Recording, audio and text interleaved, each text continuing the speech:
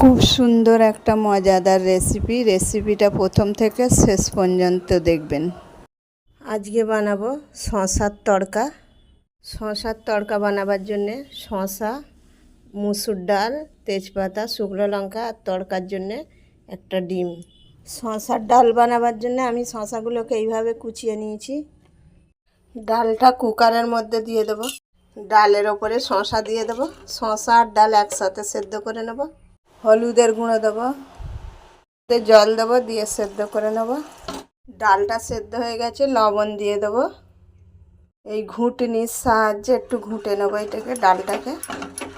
জল দিয়ে দেবো। ডালটা ফুটে গেছে, নামিয়ে নেব। ডিমটাকে ঝুরি ঝুরি করে ভেজে নেব। ডিমটা তুলে নেব। ভাজা হয়ে গেছে। তড়কা দেওয়ার জন্যে তেল দেবো, পেঁয়াজ দেবো, শুকনো লঙ্কা, তেজপাতা দেবো, রসুনের পেস্ট দেবো, পাতা দেবো, ডালটা দিয়ে দেবো। শশা দিয়ে ডালের তড়কা রেডি হয়ে গেল। ওর থেকে ডিমের ঝুড়িগুলো দিয়ে ডালটাকে নামিয়ে নেব। ডালটা নামিয়ে নেব।